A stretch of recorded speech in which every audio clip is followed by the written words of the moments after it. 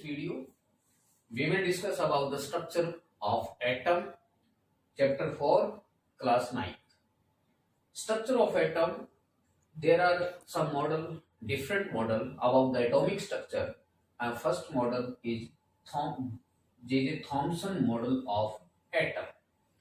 Thompson model of atom, जो सबसे पहला जो मॉडल था जो दिया था 1904 में जो मॉडल दिया था वो था Thomson model of atom. According to Thomson model के अकॉर्डिंग एटम क्या है? देखिए, everything made up of atom. Atom क्या है? देखिए, according to Thomson model, atom is a positive charge sphere. Atom एक स्फीयर है पॉजिटिव चार्ज का, जिसके positive charge. Atom is a sphere of positive charge and electron put into it like seeds in watermelon. जैसे खरबूजे के अंदर जो बीज होते हैं, जो ब्लैक कलर के सीड्स होते हैं, वैसा ही मॉडल थॉमसन मॉडल था. Atom is a positive charge sphere, कि जो एटम है वो एक पॉजिटिव चार्ज स्फीयर है and electron put into it, electron उसके अंदर ऐसे रखे गए हैं लाइक सीड्स इन वाटरमेलन. तो इस जो मॉडल है इसका जो दूसरा नाम है, this is also known as watermelon model. This is but this model could not explain the alpha ray scattering experiment. इस मॉडल की जो लिमिटेशन थी, इस मॉडल की जो फेलियर थी, वो फेलियर ये थी भाई कि ये model alpha ray scattering experiment को एक्सप्लेन नहीं कर पाया था.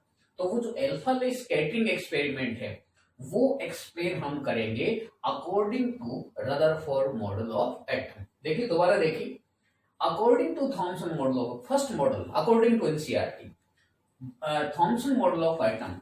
According to Thomson, atom is a positive charge sphere. Atom जो है पॉजिटिव चार्ज स्फीयर है and electron put into it, electron इसके अंदर ऐसे रखे गए हैं, उस पॉजिटिव चार्ज स्फीयर के अंदर ऐसे रखे गए हैं लाइक सीड्स इन वाटरमेलन. जैसे खरबूजे के अंदर जो बीज होते हैं वो वैसा मॉडल थॉमसन मॉडल था. बट दिस मॉडल, इसकी जो लिमिटेशन थी, what are the limitation of Thomson model?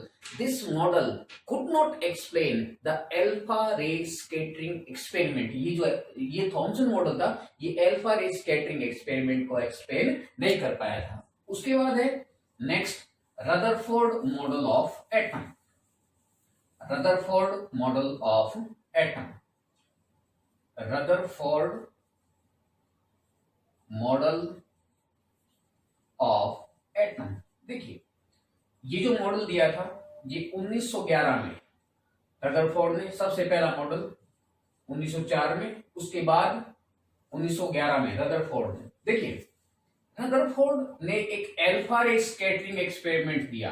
Alpha ray scattering experiment, alpha ray scattering experiment क्या है? देखिए, ध्यान से समझना बात को. यहाँ पे देखिए, हमें अरेंजमेंट को समझना. ये यहाँ पे कैविटी है जिसपे हम एलिमेंट को प्लेस करेंगे. This is element, this is element, और ये कैविटी है भाई, ये कैविटी है. एलिमेंट को हमने इसमें प्लेस किया है. इस एलिमेंट में से अल्फा रे एमिट होती है. इस जो एलिमेंट है उसमें से अल्फा रे एमिट होगी. अल्फा रे पे कौन सा चार्ज होता है? पॉजिटिव. और यहां पे हमने लगा दी स्लिट, दो slit. These are the slits. अब स्लिट का काम क्या है कि जो रे एलिमेंट में से निकलेगी उसको एक स्ट्रेट लाइन में ट्रेवल करवाना, वो इस स्लिट का काम है. These are slit and this is very thin gold foil. ये मेटल है gold, very thin gold foil. This is very thin gold foil. यहाँ पे जो देखिए, दोबारा देखिए, ये कैविटी है. कैविटी में एलिमेंट रख रखे हैं, एलिमेंट में से अल्फा रे निकलती है. अल्फा रे निकलेंगी स्लिट के बीच में से ताकि वो एक स्ट्रेट लाइन में ट्रेवल करे. तो यहाँ पे जो ये अल्फा रे हैं, they are strike on this gold foil and this they are the around this circular screen. और यहाँ पे हम एक सर्कुलर स्क्रीन लगा देंगे जो जिंक सल्फाइड मटेरियल से बनेगी. देखिए ध्यान से, this is fluorescent screen he made of zinc sulphide material. देखिए फ्लोरोसेंट स्क्रीन है. देखिए इस स्क्रीन का काम क्या होता है, देखिए ये स्क्रीन डिटेक्ट करेगी जहां पे अल्फा रे स्ट्राइक करेगा वहां पे स्पार्किंग होगी, शाइनिंग आ जाएगी वहां पे। तो यहाँ पे देखिए एक्सपेरिमेंट से क्या मिला हमें, तो देखिए मान लो अल्फा रे यहाँ पे स्ट्राइक होती है तो ये अल्फा रे यहाँ से यहाँ पे स्ट्राइक होगी तो यहाँ पे स्पार्किंग हो जाएगी, यहाँ पे स्पार्किंग हो जाएगी यहाँ पे। तो ये जो फ्लोरोसेंट स्क्रीन होती है इसका काम होता है ये जो अल्फा रे है ये इसकी डिटेक्शन करने का कि जो फ्लोरोसेंट स्क्रीन है वो कहाँ पे डिटेक्ट करेंगे हम अल्फा रे में। देखिए दोबारा देखिए ये एलिमेंट है, ये कैविटी, कैविटी के अंदर एलिमेंट है, एलिमेंट में से कौन सी रे बाहर निकलेगी, अल्फा रे। अल्फा रे पे कौन सा चार्ज होता है, पॉजिटिव। कहां से पास की भाई, स्लिट के बीच में से, और कहां पे, वेरी थिन गोल्ड कोई। यहाँ पे हम हैवी मेटल का यूज करेंगे, लेकिन जैसे अगर हम इसको छोड़ के जैसे लाइट मेटल का यूज करते हैं, से फॉर एग्जांपल लिथियम, अगर हम लिथियम का यूज करते हैं तो ये जो अल्फा रे पार्टिकल होता है काफी मासिव होता है, काफी इनका मास ज्यादा होता है। तो ये उसके जो न्यूक्लियस आगे पढ़ेंगे, न्यूक्लियस की डिस्कवरी इसी में ही पढ़ेंगे, उसको पुश करेंगे तो आगे बताएंगे कि हम यहाँ पे हैवी मेटल ही लेंगे लेकिन काफी थिन लेंगे। और देखिए there are circular screen, fluorescent screen बोलते हैं, made up of zinc sulphide. Now from this model we conclude that, क्या मिला भाई, देखिए तीन ऑब्जर्वेशन देखते हैं हम। सबसे पहले number first observation from this Rutherford model, number first observation is that, सबसे पहली ऑब्जर्वेशन क्या थी, सबसे पहली ऑब्जर्वेशन यह थी कि 99.9% मतलब सारे के सारे 99.9% alpha particle pass through the foil, कि जो 99% अल्फा रे है वो फॉइल में से पास होगी। अब एक चीज एटम से बनी है तो फॉइल भी एटम से बनेगी, गोल्ड फॉइल। अगर 99.9% अल्फा रे पास होगी किसी में से तो इसका मतलब क्या, वो चीज खाली है। तो इसका मतलब क्या है, इसका मतलब ये है कि there is large empty space present inside the atom. देखिए अगर इस फॉइल में से 99.9% अल्फा रे पास होगी तो इसका मतलब क्या है, एटम खाली है। ये एटम के अंदर काफी सारी खाली जगह है। देखिए this is atom, these are alpha ray, most of alpha ray pass through the foil. These are the first observation from this model. Number 2, second ये है भाई कि some of alpha ray, कुछ alpha ray deviate at some angle, कि जो कुछ alpha ray है वो किसी एंगल से डेविएट होती है। मान लो देखिए ये मान लो जैसे alpha ray है, they deviate at some angle, this alpha ray deviate at some angle, किसी एंगल से डेविएट होती। तो इसका मतलब क्या है, देखिए पहली ऑब्जर्वेशन क्या बताती है, दोबारा देखिए एक बार। फर्स्ट ऑब्जर्वेशन क्या बताएगी, फर्स्ट ऑब्जर्वेशन ये बताती है कि मोस्ट ऑफ अल्फा रे पास थ्रू द फॉइल, कि जो सारी की सारी जो अल्फा रे हैं वो गोल्ड फॉइल में से, एटम में से पास हो जाती है। तो इसका मतलब क्या है, there is large empty space present inside the atom, की एटम के अंदर काफी सारी खाली जगह है। दूसरा पॉइंट क्या है, some of alpha ray deviate at some angle, कि जो कुछ अल्फा रे है they are deviate at some angle, किसी एंगल से डेविएट होती है। तो इसका मतलब क्या, अगर किसी एंगल से डेविएट होगी, अल्फा रे पे कौन सा चार्ज है, पॉजिटिव चार्ज है। तो इसका मतलब क्या है, यहां पर कोई पॉजिटिव चार्ज है जो इस रे को रिफ्लेक्ट करेगा, जो जिसकी वजह से रे डेविएट होगी। मतलब यहां पे कोई पॉजिटिव चार्ज सेंटर प्रेजेंट है जिसकी वजह से रे डिफ्लेक्ट हो रही है। तो यहाँ पे देखिए पहली ऑब्जर्वेशन क्या बताती है, पहली ऑब्जर्वेशन ये बताती है कि भाई there is large empty space present inside the atom, ये एटम के अंदर काफी सारी खाली जगह है। दूसरा पॉइंट यह बताता है कि there is positive charge centre present inside the atom, कि एटम के अंदर पॉजिटिव चार्ज सेंटर प्रेजेंट है, because some of alpha ray deviate at some angle, कि कुछ अल्फा रे किसी एंगल से डेविएट करती है। तो इसका मतलब क्या है, there is positive charge center present inside the atom, there is positive charge center present inside the atom। Third observation देखिए, थर्ड ऑब्जर्वेशन ये है कि पॉजिटिव चार्ज सेंटर प्रेजेंट है, ठीक है भाई, पॉजिटिव चार्ज सेंटर प्रेजेंट है, लेकिन किससे वॉल्यूम में, उसका वॉल्यूम ज्यादा है या उसका वॉल्यूम कम है। देखिए मान लेते हैं हम जो पॉजिटिव चार्ज सेंटर प्रेजेंट है वो लार्ज वॉल्यूम में है, जो पॉजिटिव चार्ज सेंटर प्रेजेंट है वो लार्ज वॉल्यूम में है। दूसरे केस में हम मान लेते हैं जो पॉजिटिव चार्ज सेंटर प्रेजेंट है स्मॉल वॉल्यूम में है। ऑब्जर्वेशन क्या है, सेकंड ऑब्जर्वेशन ये है कि सम ऑफ अल्फा रे, कुछ अल्फा रे, सारी की सारी नहीं, कुछ अल्फा रे डेविएट होती है। अगर मान लो लार्ज वॉल्यूम में तो जितनी भी अल्फा रे आएंगी वो सारी की सारी क्या करेंगी, डिफ्लेक्ट करेंगी, डेविएट करेंगी किसी एंगल से। लेकिन कुछ अल्फा रे डिफ्लेक्ट करेंगी। तो यहां से देखिए ये अल्फा रे आएगी, ये सीधी निकल जाएगी। कौन सी अल्फा रे डिफ्लेक्ट करेगी, जो इसके पास आएगी। इसका मतलब क्या है, some of alpha ray deflect at some angle. It means atom के अंदर जो पॉजिटिव चार्ज सेंटर प्रेजेंट है वो लार्ज वॉल्यूम में नहीं है, वो स्मॉल वॉल्यूम में है। अगर लार्ज वॉल्यूम में होता तो तब क्या होता, तब ये होता कि सारी की सारी अल्फा रे डिफ्लेक्ट करेगी। लेकिन सारी की सारी नहीं करती। सारी की सारी क्यों नहीं करेगी, देखो जो अल्फा रे इसके पास आएगी, इस पॉजिटिव चार्ज सेंटर के पास आएगी तो वही तो डिफ्लेक्ट करेगी, सारी तो सारी नहीं करेगी। तो इसका मतलब क्या है, जो पॉजिटिव चार्ज सेंटर प्रेजेंट है वो स्मॉल वॉल्यूम में है, ना कि लार्ज वॉल्यूम में। तो इन एक्सपेरिमेंट से क्या पता लगा, पहला पता तो ये लगा कि एटम के अंदर काफी सारी खाली जगह है। दूसरा क्या पता लगा कि एटम के अंदर पॉजिटिव चार्ज सेंटर प्रेजेंट है।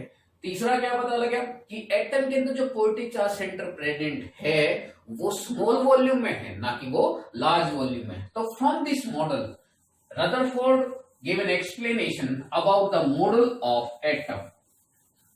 According to Rutherford, देखिए according to Rutherford, atom in the atom there is positive charge center. In the atom there is positive charge center and opposite charge.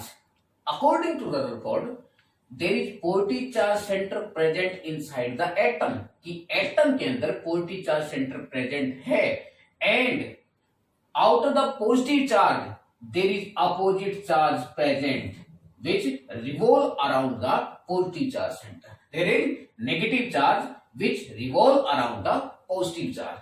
दोबारा देखिए, according to the Rutherford model, in the atom there is positive charge center present inside the atom and negative charge, opposite charge, revolve around it in a circular orbit.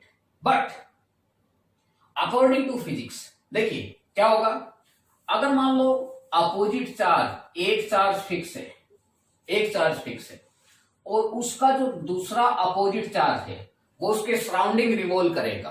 Positive charge stationary है और उसका opposite charge, positive का opposite negative charge उसके अराउंडिंग revolve करेगा। तो due to electrostatic attraction, negative और positive में क्या होगी, अट्रैक्शन। तो देखिए ये रिवॉल्व करेगा, रिवॉल्व करेगा। तो यहां से क्या होगा, देखिए एक बार रिवॉल्व करता करता एक बार यहां पे आ जाएगा, एक बार यहां पे आ जाएगा। अट्रैक्शन की वजह से क्या होगा, अट्रैक्शन की वजह से दे रेडिएट एनर्जी, एनर्जी रेडिएट करेगा। मान लो देखो ये नेगेटिव चार्ज सेंटर है, इसके सराउंडिंग रिवॉल्व करेगा, रिवॉल्व करता करता एक बार यहां पे आ जाएगा अट्रैक्शन के कारण, क्योंकि एनर्जी कम होगी, धीरे धीरे एनर्जी कम होती चली जाएगी। फिर एक बार यहां पे आ जाएगा, फिर यहां पे आ जाएगा, फिर यहां पे आ जाएगा और एक टाइम ऐसा आएगा जो नेगेटिव चार्ज सेंटर है वो पॉजिटिव चार्ज सेंटर के अंदर चला जाएगा। तो ये मॉडल तो फेल हो गया, मॉडल स्टेबल है ही नहीं। मतलब देखिए अब मान लेते हैं कि पॉजिटिव चार्ज सेंटर प्रेजेंट है एटम के अंदर और जो नेगेटिव चार्ज सेंटर है, जो नेगेटिव चार्ज है उसके अराउंडिंग रिवॉल्व करता है सर्कुलर ऑर्बिट में। लेकिन यहां पे मॉडल फेल हो गया, क्योंकि अगर वो रिवॉल्व करेगा तो वो रेडिएट करेगा एनर्जी को, एनर्जी रेडिएट करेगा। अगर एनर्जी रेडिएट करेगा अट्रैक्शन के कारण तो एक टाइम ऐसा आएगा जो पॉजिटिव चार्ज सेंटर के अंदर चला जाएगा। तो दिस मॉडल फेलियर, देखिए इस मॉडल काफी हद तक एक्सप्लेन किया था। मतलब इसने, रदरफोर्ड ने बताया कि भाई एटम के अंदर पॉजिटिव चार्ज सेंटर है जिसको हम बोलते हैं न्यूक्लियस, एक पॉजिटिव चार्ज सेंटर है जिसको हम क्या बोलेंगे, न्यूक्लियस।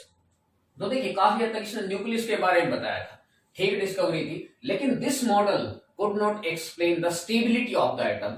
इस मॉडल ने क्या किया था कि एटम की स्टेबिलिटी को एक्सप्लेन नहीं कर पाया था। उसके बाद रदरफोर्ड मॉडल के बाद काफी हद तक एक्सप्लेन कर दिया था, न्यूक्लियस को बता दिया था रदरफोर्ड ने। The discovery of nucleus by Rutherford in 1911 में। अब 1913 में एक साइंटिस्ट थे नील्स बोहर, नील्स बोहर, तो उसने अपना एक एटॉमिक मॉडल और दिया, बोहर मॉडल ऑफ एटम। ठीक है, बोहर मॉडल क्या है, बोहर मॉडल ये कहता है भाई कि in atom there is positive charge centre present inside the atom, positive charge center present inside the atom and electron revolve around it in a fixed circular orbit. Electron revolve around it in a fixed circular orbit. कि atom एक positive charge, atom के अंदर एक positive charge centre है and electron मतलब negative charge revolve around it in a fix orbit, a circular fix orbit. तो यहाँ पे एक वर्ड लगा दिया फिक्स, मतलब विच हैव सेम एनर्जी. अगर मान लो देखो इलेक्ट्रॉन यहाँ पे रिवॉल्व करेगा तो यहाँ पे रिवॉल्व करता करता यहाँ पे रिवॉल्व करेगा, फिर यहाँ पे रिवॉल्व करेगा, फिर यहाँ पे रिवॉल्व करेगा. मतलब इलेक्ट्रॉन अगर एक फिक्स ऑर्बिट में है तो अपनी एनर्जी को रेडिएट नहीं करेगा, मतलब वो उसी ऑर्बिट के अंदर रिवॉल्व करता रहेगा. अगर मान लो इस ऑर्बिट में है तो वो इसी ऑर्बिट के अंदर रिवॉल्व करता रहेगा. तो मत बोहर ने क्या बताया भाई, according to Bohr model of atom, positive charge centre present inside the atom, atom के अंदर पॉजिटिव चार्ज सेंटर जिसको हम क्या बोलते हैं nucleus, and electron revolve around it in a fix circular orbit. इसको हमने ऑर्बिट का नाम दे दिया जिनकी जो एनर्जी होती है वो फिक्स होती है, which have fix value of energy. देखिए मान लो यहाँ पे फर्स्ट ऑर्बिट है, एन की value 1, this is K orbit, N की वैल्यू 2, एन की वैल्यू 3, एन की value 4, this is K shell, L shell, M shell, N shell. मान लो यहाँ पे फर्स्ट पे एनर्जी E1, यहाँ पे E2, यहाँ पे E3, यहाँ पे E4. जैसे जैसे इलेक्ट्रॉन मतलब सेल जो इंक्रीज होते चले जाएंगे, first shell, second shell, third shell, fourth shell, energy also goes on increase. E4 greater than E3, E3 greater than E2, E2 greater than E1. मतलब जैसे जैसे हम न्यूक्लियस से दूर जाते चले जाएंगे, सेल दूर जाते चले जाएंगे, तो वहां पे क्या होगा, वहां पे जो एनर्जी होती है वो बढ़ती चली जाती है. अब देखिए यहाँ पे क्या होगा, तो देखिए according to Bohr model of atom given in 1913 में, कि atom consist a positive charge centre present inside the atom which is called nucleus and electron revolve around it in a fix orbit which have fix value of energy, जिनकी energy fix होती है. अगर मान low electron यहाँ पे मान low energy है E2, electron यहाँ पे जाना है जहां पे एनर्जी E3, तो देयर गेन ऑफ एनर्जी, मतलब हमें बाहर से एनर्जी सप्लाई करनी पड़ेगी ताकि इलेक्ट्रॉन इस स्टेट से एक्साइट होके हायर स्टेट में चला जाएगा. मतलब देखिए ये ग्राउंड स्टेट है, ये सारी की सारी एक्साइटेड स्टेट है. ग्राउंड स्टेट, अगर ग्राउंड स्टेट से एक्साइटेड स्टेट में इलेक्ट्रॉन जाएगा तो we must supply energy, energy देनी पड़ेगी. इलेक्ट्रॉन एनर्जी लेके हायर एनर्जी में चला जाएगा एंड सो ऑन. अगर इलेक्ट्रॉन हायर एनर्जी सेल में, हायर एनर्जी ऑर्बिट में है, अगर वो लोअर एनर्जी ऑर्बिट में आएगा तो दे रेडिएट एनर्जी, वो एनर्जी को रिलीज करेगा, रेडिएट करेगा. This is the Bohr model of atom. तो बोहर मॉडल ने क्या किया, बोहर मॉडल ने अच्छे से एक्सप्लेन किया था कि इलेक्ट्रॉन जो है वो न्यूक्लियस के अराउंड एक फिक्स ऑर्बिट में रिवॉल्व करते हैं जिसका रेडियस भी फिक्स है. मतलब न्यूक्लियस है, इसे जो फर्स्ट ऑर्बिट सेल है, सेकंड सेल है, थर्ड सेल है, फोर्थ सेल है, इन सब का क्या होगा, रेडियस भी फिक्स होगा और इनकी एनर्जी भी फिक्स होगी. And this is all about the model. First is the Thompson model of atom, second is the Rutherford model of atom, and this is the Bohr model of atom.